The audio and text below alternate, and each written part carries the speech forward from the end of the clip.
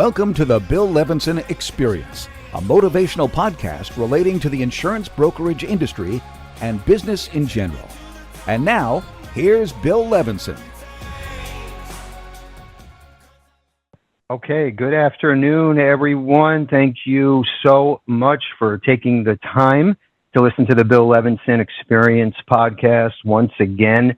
I try to host these monthly episodes with top agents, influencers, maybe friends of mine that are very successful in our industry, outside of our industry, anything that can help our audience move the needle when it comes to business or even on a personal level. So you fast forward to today's episode 61, and we have Mr. Kent Sawyers joining us. And he's got a great story that you're about to hear. And what makes this so interesting, number one, he's been in the insurance business for about 20 years now, and with Levinson Associates for 15 years. So right after, I guess you started 20 years ago, and then a few years you were on your own or working with a few other maybe organizations, and then came over to Levinson. So I've known him for a long time. I've seen him grow in this industry like no other. And then you fast forward to today in 2025, and his business has taken off. I mean, literally by 10 times or more. I mean, I just checked, and I'm just giving everyone the 100-foot overview before we dive in, Kent, but I just checked briefly, and you have over $1.3 million in annualized premium, and that's current. That's a current status. So it's unbelievable. And with that said, number one, I want to introduce Kent. If you want to say hello to the audience, that would be great. Absolutely. Thank you, Bill. Thanks to everyone for their time. I appreciate it. I'll kind of introduce myself here in a little more in detail in a moment. But it's really an honor to speak to everybody and kind of share my story. Thank you, Ken. We appreciate you. And I know I got everyone excited in the beginning, and that's great because we have a lot to go over today. I want to make sure that you walk away with plenty of nuggets, like we always say. But Ken is going to be a great guest speaker. He's been a great friend, great agent of ours, like I said, for about 15 years now. So to see where he is today is, like I said, absolutely incredible. And he was nice enough to take the time and join us today on the show. So again, thank you, Kent. And number one, I want to make sure the audience walks away with these nuggets to move the needle in your own space, again, business or personal. Okay, so what I'd like to do is let's back up, and I'll just give you a little background, and then I'm going to let Kent tell you the entire story. We'll start from day one and how we wound up in this crazy business of ours. And I always say that, but it's true. It's the best kept dream or the worst nightmare, and it's what you make of it. And Kent has literally he has, it's been a dream come true, and I've seen it happen. So I witnessed all of this. Okay, what I'd like to do, just quickly, I know, Kent, you were born in Oklahoma, and then currently you're in Austin, Texas. And like I said, he's been doing this now for 20 years, focused on the life, health, DI side, long-term care, even the group side. So he's got pretty much all bases covered. And when it comes to, on a personal level, motivation, inspiration, you know I'm that guy, right? The Positive Tuesday quotes, the podcast. And most people out there, of course, they want to get it and they want to grow and they want to do the best they could. Only a handful of certain people actually get it and then put the action plan in place to do it. And Kent, you have done exactly that over the years, and that to me is what's most impressive, personally and business-wise. And I'm going to mention just quickly before we dive in and you take over. There were two personal stories real fast that come to mind. I never forget this about you, and I know I'm tooting your horn, but I want to get this teed up in the right way. But I'll never forget. So here we are at our expo, and this has to be now probably 10, 12 years ago in the earlier days. And, here, I've been talking to Kent for many years at this point, but never met him in person. So he comes down to our expo from Texas. He's in South Florida on the beach. He's got this great tan. I asked him to speak to our agents, and because he's into, coaching, and he's very good at, like I said, business and personal. So he did. He addressed the audience at the expo, did a great job. And then I'll never forget. I think it was like right after your speech, you came up to me and you're like, Bill, yeah, where's the business center? I need a fax machine. I have a client on the phone right now. They're buying a policy. I got to fax the app out. And I'm saying to myself, I'm like, wow, this is impressive. Here he's at our expo, right, as our guest on the beach. And he's talking about, hey, I got to get this app faxed out now. Tell me where the business center is. And I was like, well, this is impressive, right? He's making it happen. He's putting in the work. And I love to see it. And then to fast forward to today, 10, 11, 12 years later, it's just unbelievable. So I have to just toot your horn there, Ken, for a second. So let's switch gears, and I want to turn it over to Ken and let him tell the audience, how it began, and then how we wound up in this industry, and fast forward to today. So if you can give us the 100-foot, that would be great. Absolutely. That story's, that's one of those turning points of my life. So the cool thing about that story is the first phone call I made was on the road in a car coming to the actual expo. And I got into a really kind of a heated argument and didn't make it happen. And then I called her back and the deal was made, but we'll talk about that maybe in a bit. Raised in a small town in Oklahoma, lived there for 22 years. While I lived there, I guess to kind of go back a little bit, to not get too granular, but came from a divorced home, a mom and dad that I was 16 years old, had a brother that was 11, and I kind of had to step up and be a caretaker for my brother and just kind of be a man. I had to grow up, and I had a job at 14 years old, worked in irrigation, did anything, built homes. I just had a work ethic from day one. Have great parents. Just one of those situations of the 70s that was going on. And my brother and I are so close. We talk 5 or 6 times a day. We've helped each other get through a lot in life, but most importantly, through those hardships, I became a better person in life, a better man, a better provider. Always wanted to make my marriage what it is today after 33 years and 3 children, adult children, all educated and in careers that they're paying their own rent. So thank God for that. But during that time, I worked post high school, worked at a bank and got my bachelor's degree in business. Graduated, went to work for the FDIC as a bank examiner.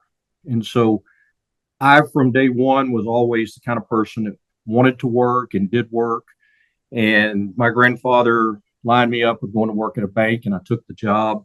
I didn't know what I wanted to do, but I saw some guys sitting in a back room with ties on, and I said, I want to be one of those. And lo and behold, I became a bank examiner. So started traveling the state of Texas. Time went by. I was a banker for many, many years. And then, of course, got married, had a family, and I'll be the first to tell you nothing was ever perfect in my life. I've never had a perfect life. I've struggled. I've had a lot of peaks and valleys, and those are what have made me the person that I am today. So words of encouragement that you're listening to somebody that has been through a lot of challenges in life, but has used those to become a better human being. So I take that seriously. And back on track of my career, though, I was a bank examiner. And after many years of working hard and doing various things, and I even waited tables at night to support my first child and put together office furniture and worked at a bank during the day. So I was always trying to just make things happen. And I've never been about money. I was always about doing the right thing. And this was just a part of my life.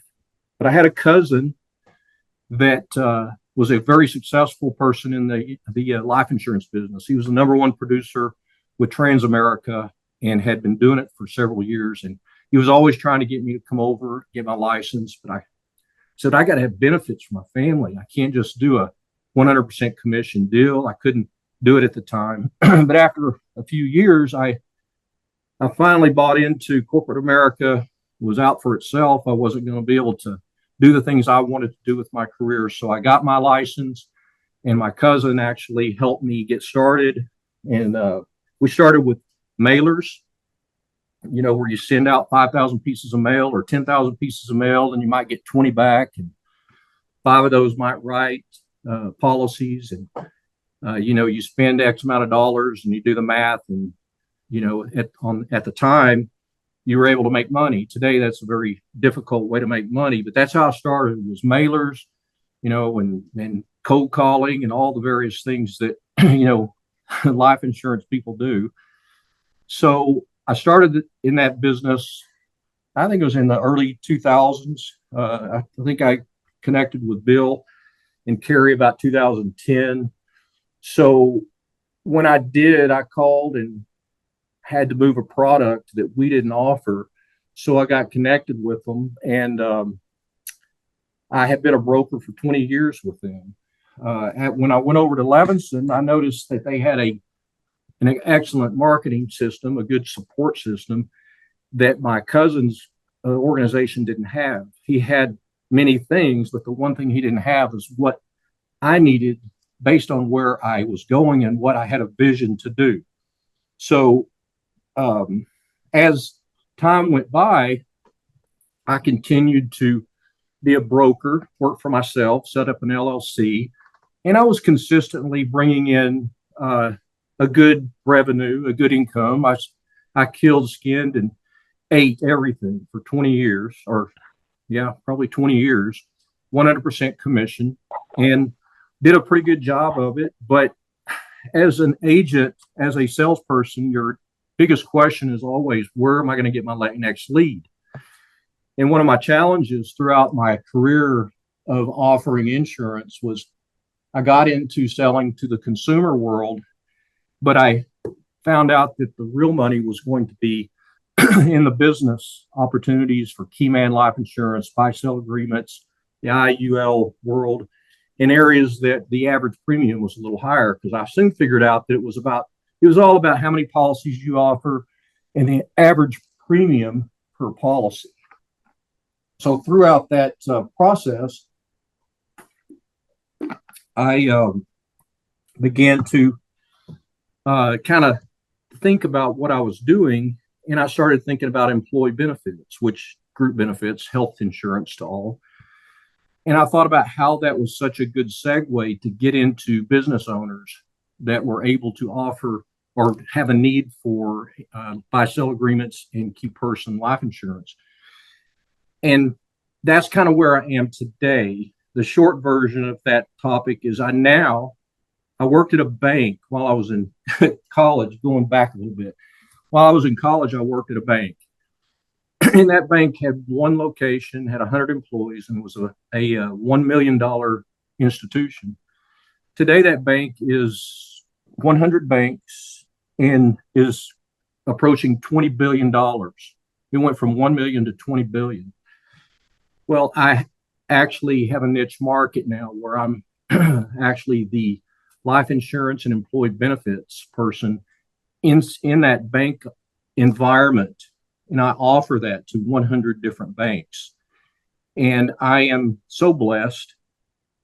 I can't tell you and say enough about what God has done in my life, because it's been a blessing to see my life come full circle from being this snotty-nosed kid running around, not knowing what I wanted, but having just a work ethic, and really never made a ton of money, but made enough to take my family on vacation, and be in a place where the leads are coming at me so fast I can't stay up with them now. In other words, I always wanted to know, when I was doing the mailers, how I would get these business owners in front of me, because it's very difficult to find a way and find a niche market of who you want to offer your products to.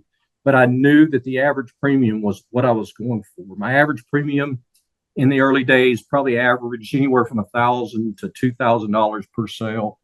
And today, my average premium in average case is it's over $12,000 annualized. It's 12,836 to be exact. I'm very specific on how I keep things, but I'm real big on kind of digging into the details, knowing my business, and keeping on top of it.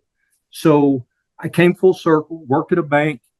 That same bank today is my lead source. They have trust in me. They have faith in me, and they live their creed at that bank is so incredible. It's about faith, financial well-being, health, and personal growth. They have 4 pillars, and it really falls into my belief system.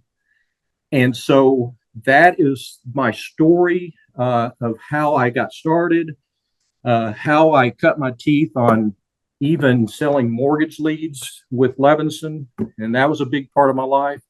But I ended up where I started, and I guess I'd summarize all that by stating that everyone needs to really be kind and considerate and remember where you came from, but as equally important, know that every path you cross may someday be that very lifeline that actually catapults you into your future and gives you what I actually am experiencing today. So that's my short version of my past. I have a lot of other things to say, but I want you to kind of interject your Bill. No, that's great.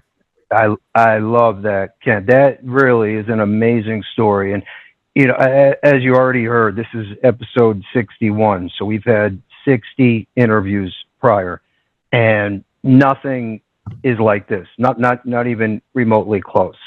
And what's so interesting to me, number one, is I've known you for so long, so I've seen this and witnessed this, right? The proof is in the pudding, as they say.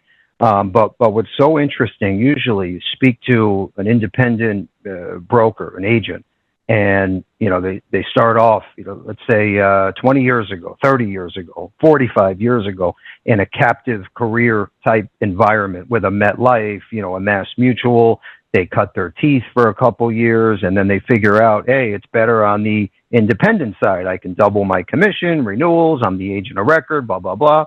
And your story is so different and unique, and where you started on the bank side and then to come full circle, you know, and here you are again, and your business has literally taken off, which we mentioned earlier. It's so great to see.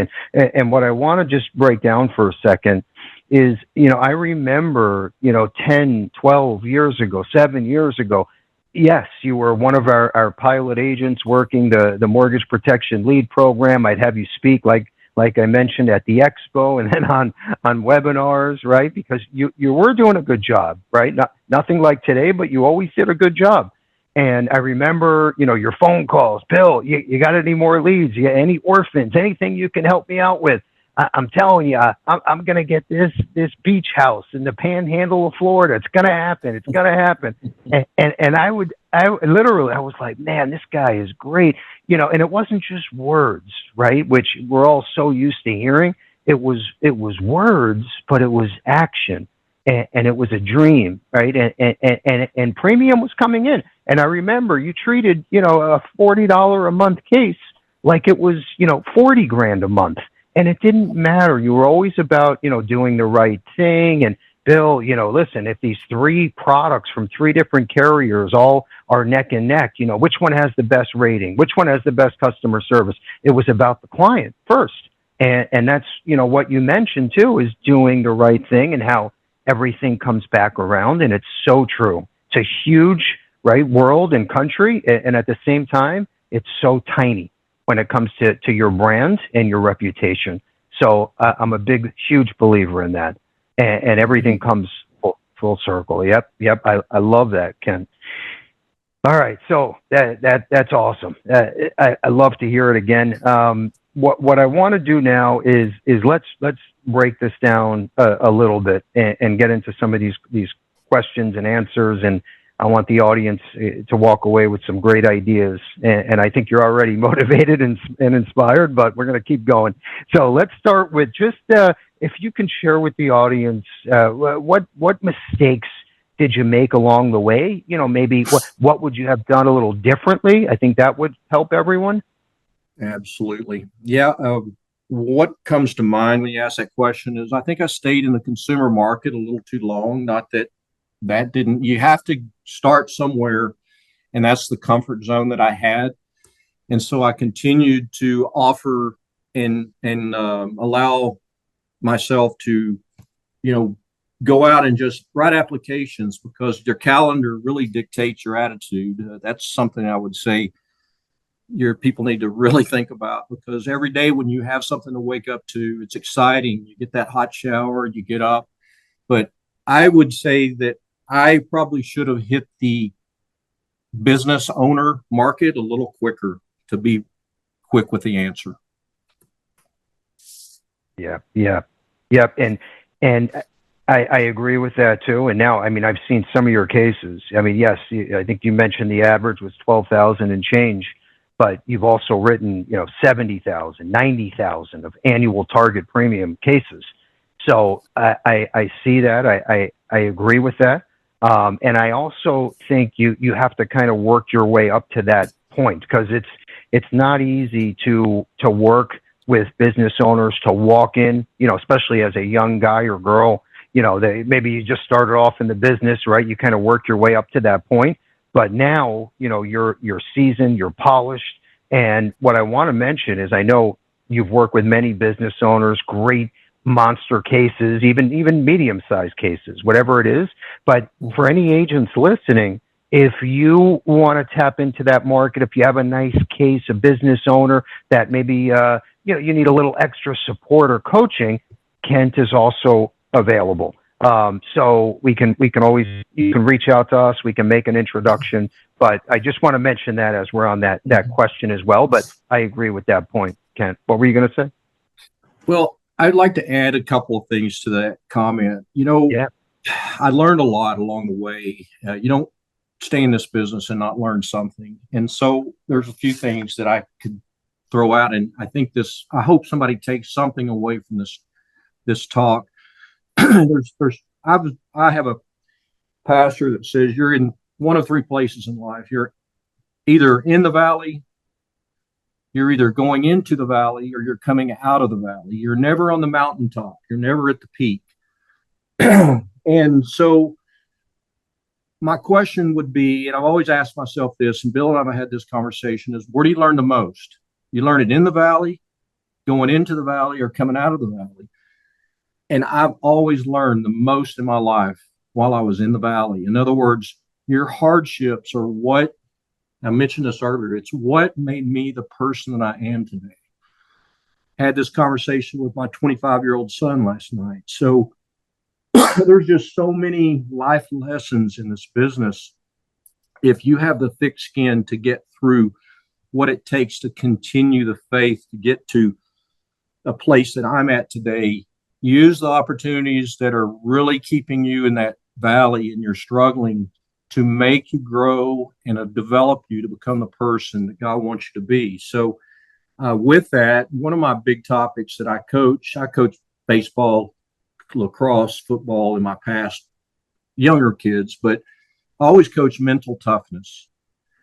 And mental toughness is something that I totally believe in. I've had to have it as a young kid. I've had to have it as a young adult. If everybody's ever lived, mental toughness comes into play. If you're raising children, if you're married, and it's a non-compromising approach to building this business.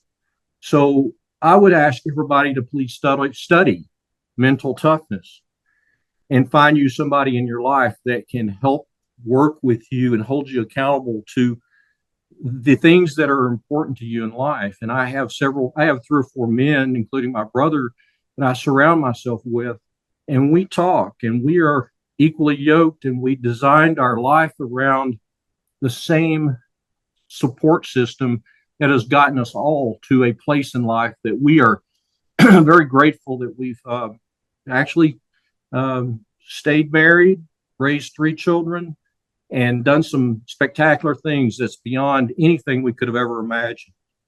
So that's my point, I guess I wanted to make for your people. Yeah, no, that's great, and that's another first on the show.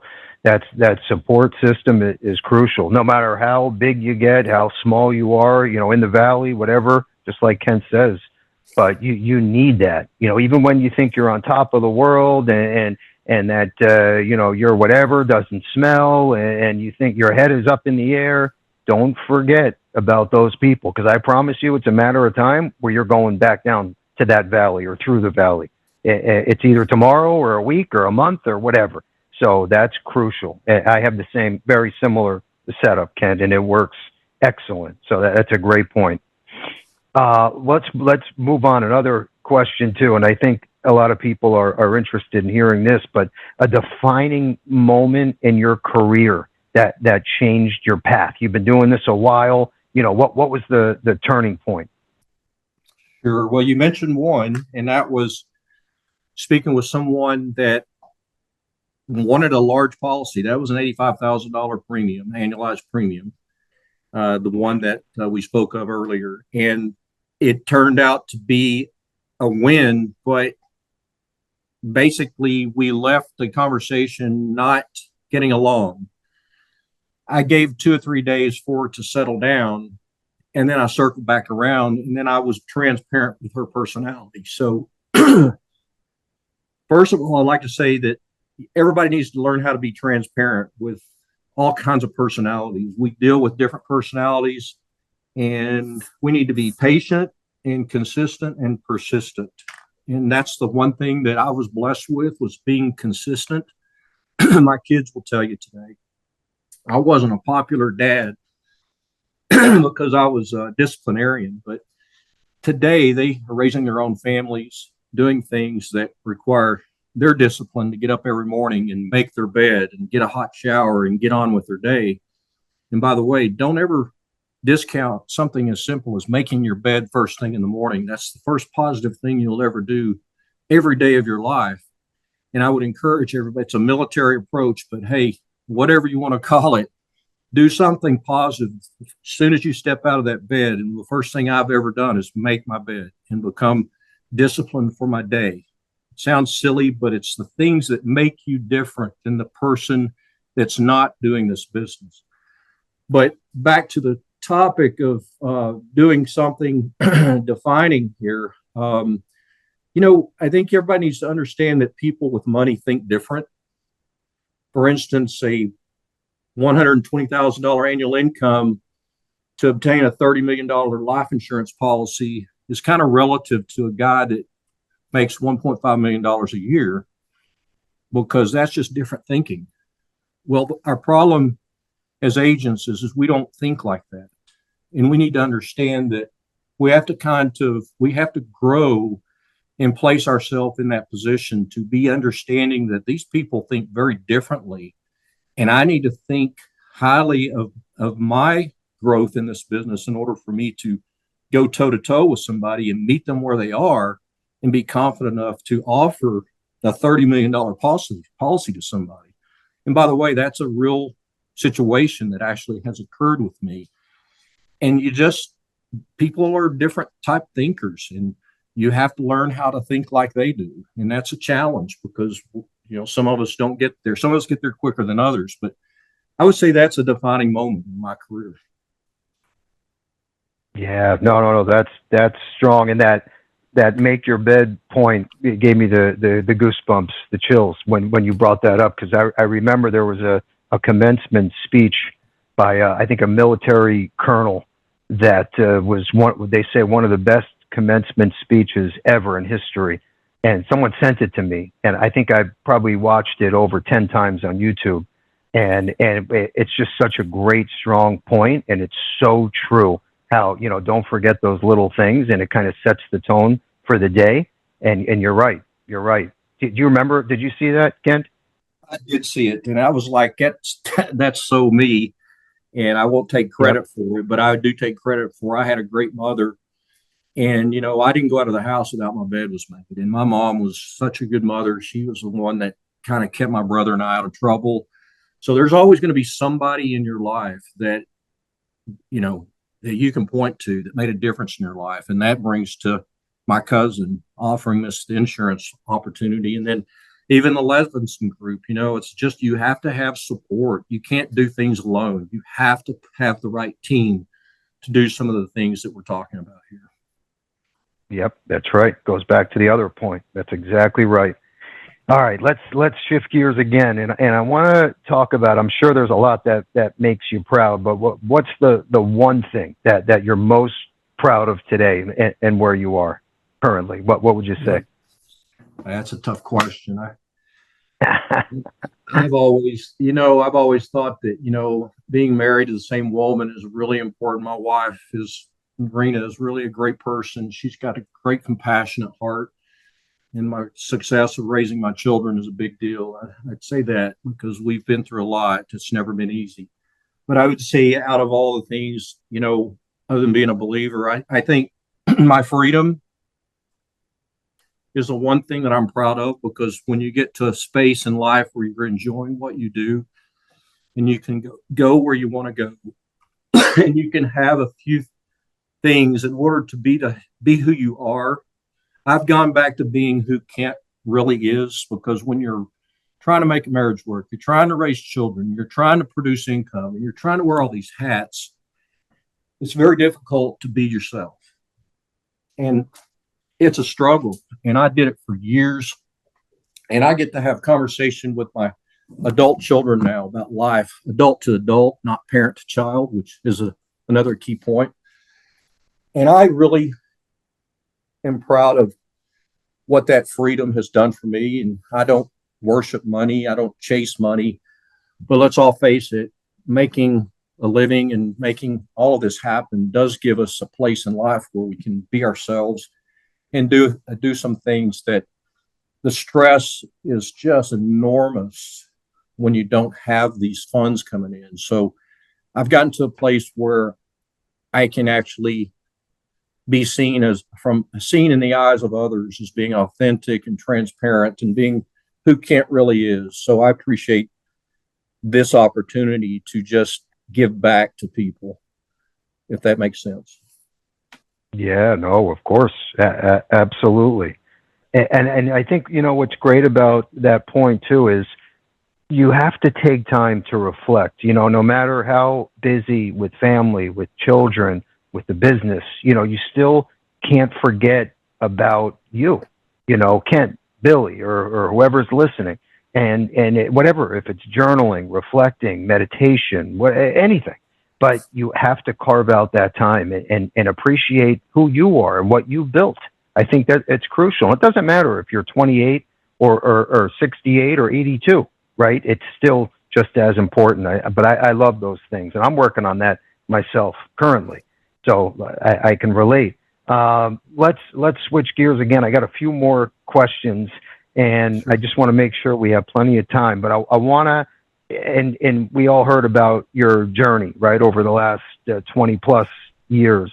And I think it's important to let the audience know what did you learn most throughout the journey. And I feel like in some ways you're just getting started, right? I mean, you turn this corner and you're off to the races. You got plenty of time. Yeah. Don't ever let anybody tell you that it's too late. Listen, last December, I was going to retire. And there you go. I just, I did some things to find Kent again. And when I did that, I became the person I'm supposed to be. And I was offered an olive branch, and here I am. And I learned in my journey, looking back, I believe the most important lesson, and I've mentioned it a couple of times, that I grew as a person when I was struggling. I grew the most when I was struggling. And that's not to say I'm not growing now, because I'm not struggling as much. But listen, if you're living, you're struggling. It's life. It's part of life. You can't expect this to be a fairy tale. This is a tough world we're living in today. We've got a lot of stuff coming at us. But what's God trying to teach me in my journey through my struggles? And when I'm in that valley, am I embracing those challenges to advance to the next level? And I always took them on. I woke up every day, not living my life from Kent. I was dying to self and giving it to my wife and my children. And I kept going, and jobs that I didn't like, and um, policies that wouldn't happen, and disappointments. And I just kept waking up, and I kept doing it, and I kept putting one step in front of the other. And I just, the consistency is what I'll fall back on. But the struggling is really what got me there, Bill. Yep, yep. I love it, and it's a fact.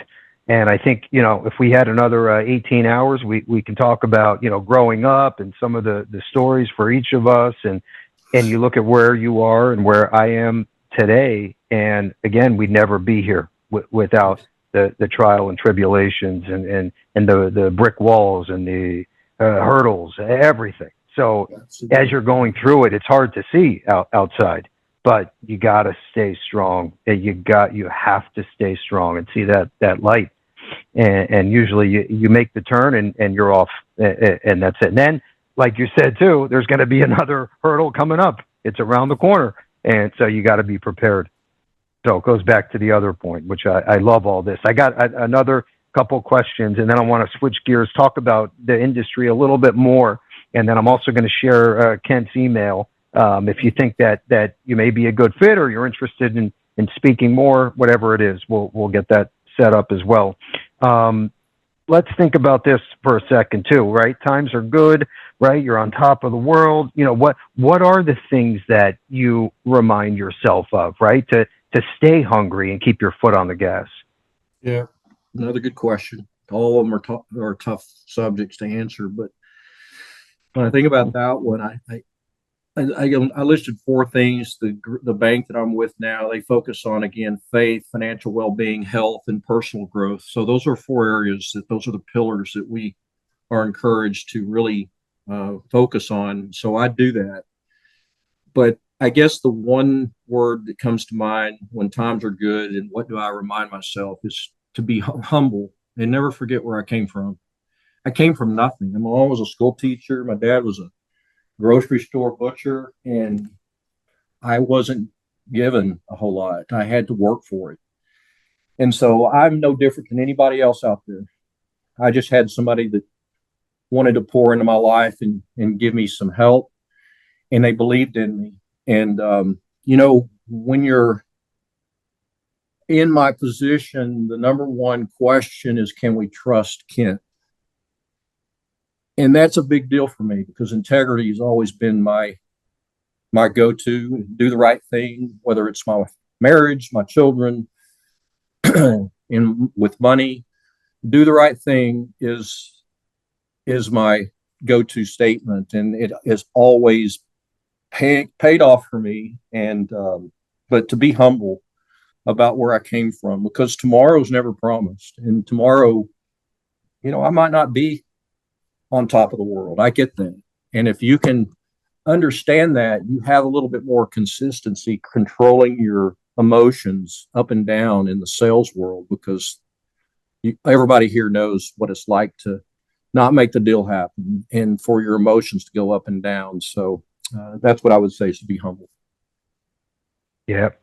I love that too. That's very strong. Never forget where you came from.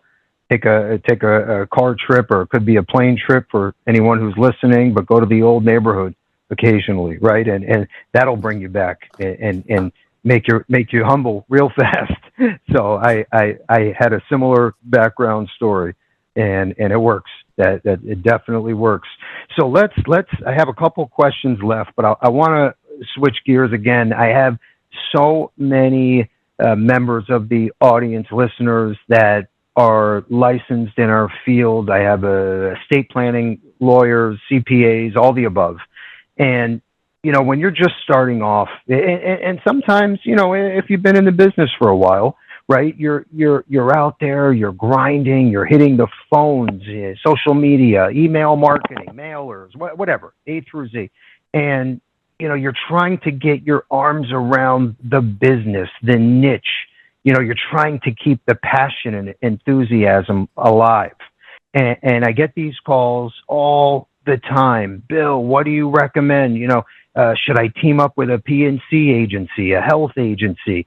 We have a monster agency of ours that's focused on the medical field, and that's their niche, and they blew it up. They're doing fantastic. And here, Kent has this banking relationship, right? That's working unbelievable. Okay, I don't even have words for it.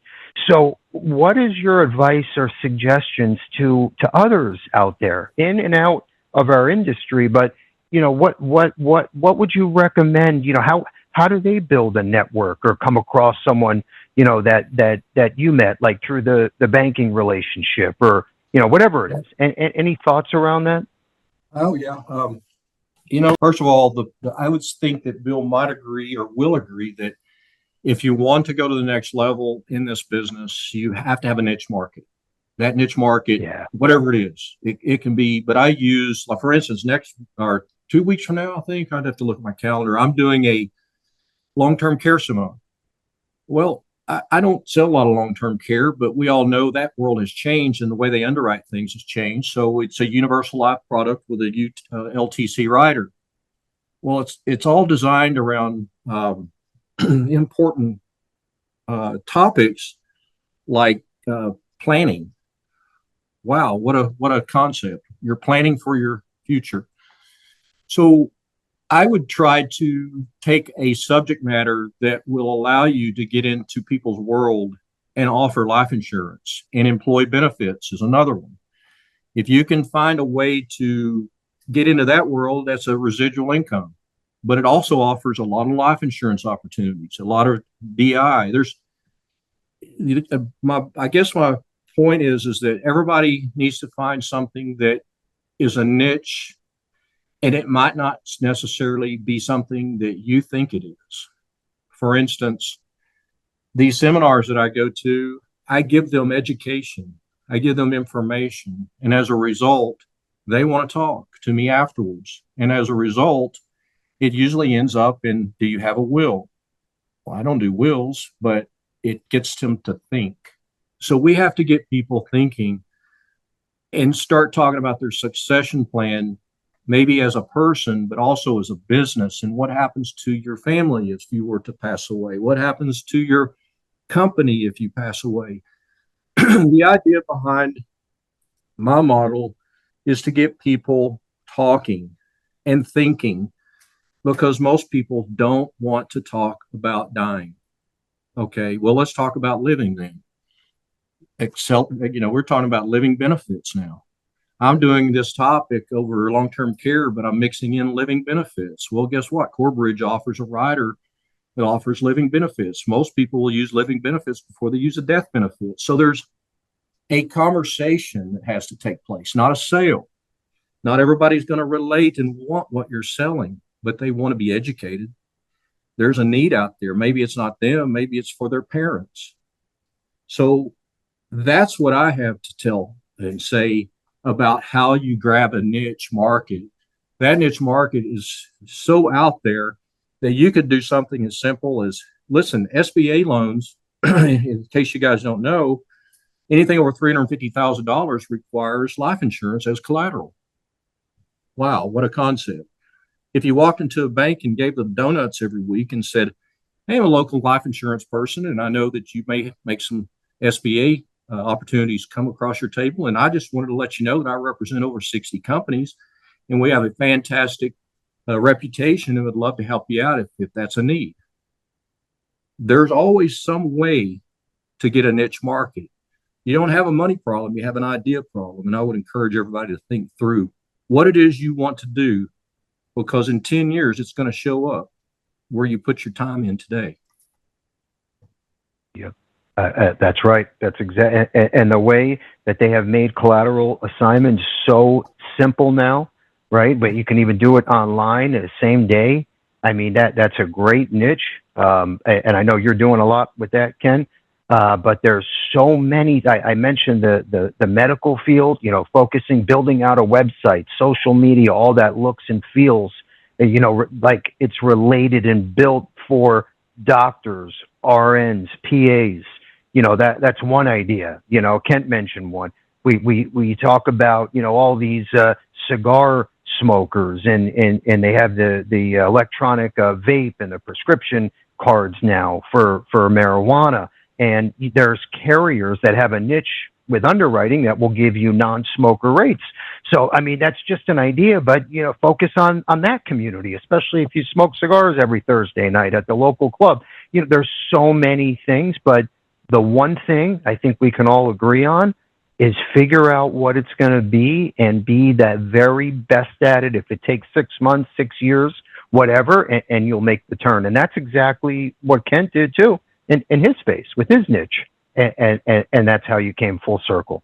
So I love on that. I had a vision about 15 years ago of becoming this person within this bank.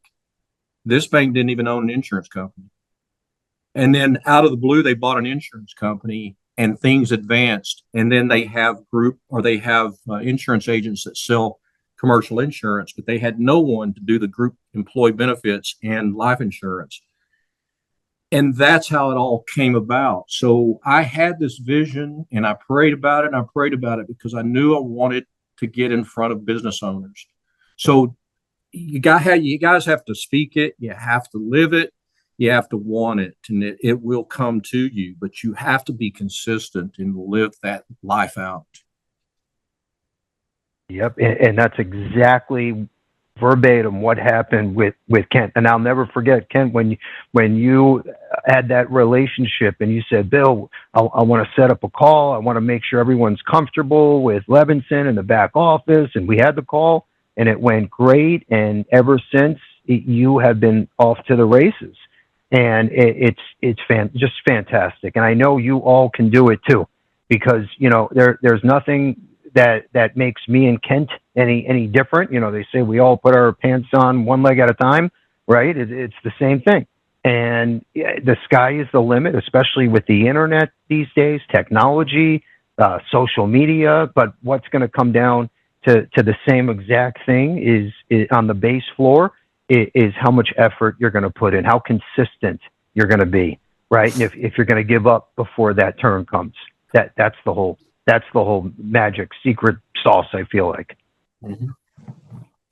All right. So my last question here, and then I'm going to also, like I said, I'll share Kent's email here and or reach out to us, like I mentioned. But either way, I just want to make sure that either you walked away with nuggets or we can make an intro and the rest is history. And this was worth the 50 minutes spent with us today or whenever you're listening to this episode.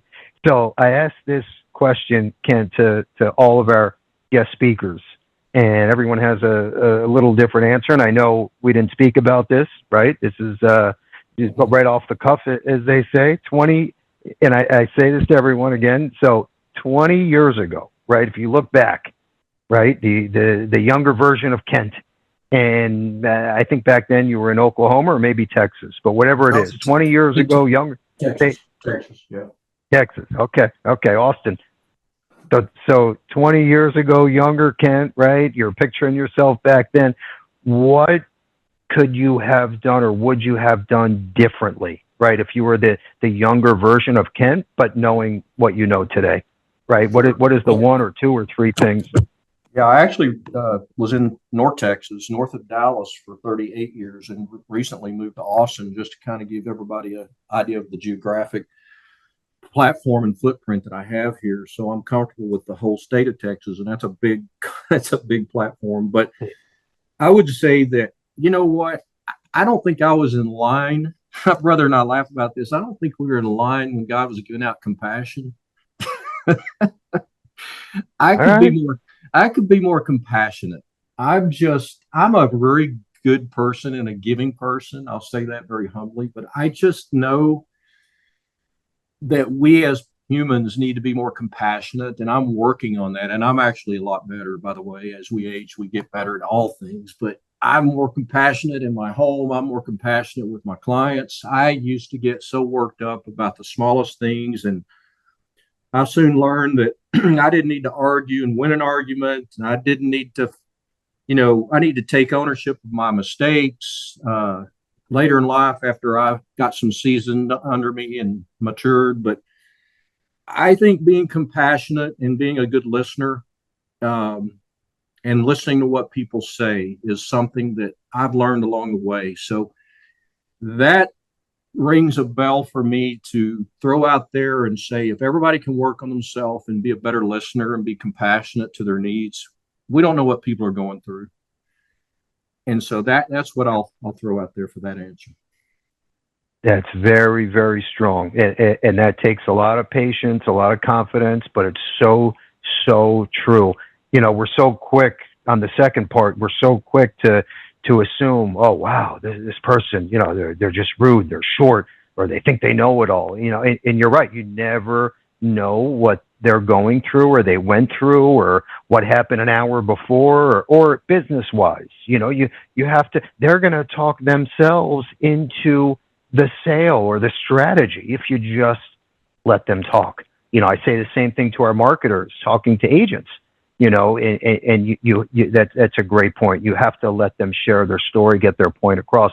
It's also the respectful right thing to do, and it will tell you what you need to know. So with that said, Kent, this was awesome, just like I expected. Is there any last words you want to leave the audience with? Or I was also going to share your email here before we put a bow on it. And anything else you wanted to mention? I'll close with 3 words that I think is important for people to understand, for them to move on in life. I think that people need to show mercy, forgiveness, and have closure. I'll say that again. You can write these down. They're important. Show mercy with people, have forgiveness, and then find closure for whatever it is that's holding you back from being the best person you can be. That doesn't mean you won't forget what they did to you or what you did to them, but it allows you to free up your life and not be captive to the situation. Don't let life hold you back, and be the person that God designed you to be. So those are the 3 things I'll leave everybody with. And I appreciate the opportunity to speak. And I just have this desire to teach and give away all the things I've learned in my life, not just to my own children and my family, but to others. So I wish everybody the very best and the success of your life. And I hope you find your niche market. Oh, that was awesome, Ken. We appreciate you, and I know the audience appreciates you taking the time. What I want to mention too is we were talking about that commencement speech. I looked it up using AI. So it was Admiral William McRaven from University of Texas at Austin, 2014. So that was that make your bed speech that will give you goosebumps, I promise you. With that said, Kent, again, thank you. Anyone that wants to reach out. So Kent, Unity Insurance Partners, and his email, ksawyers@unity-ip.com, or again, just reach out to me personally or the office. And if it's a good fit, obviously, we'll make the intro. Hope you walked away with nuggets, an idea or two, hopefully a niche market, right? That you're going to blow up, and then 5 years later, you'll be on the Bill Levinson Experience podcast, right? So don't forget, April 17th, 2026 is the Levinson Annual Agent Expo. You can qualify and then register. Probably in the next 4 weeks or so, we'll roll that out. But let's all have a wonderful day, wonderful rest of the year, and let's come out swinging, running, and gunning in 2026, right? Best year ever. So with that said, thanks again. Great selling, and we appreciate the time.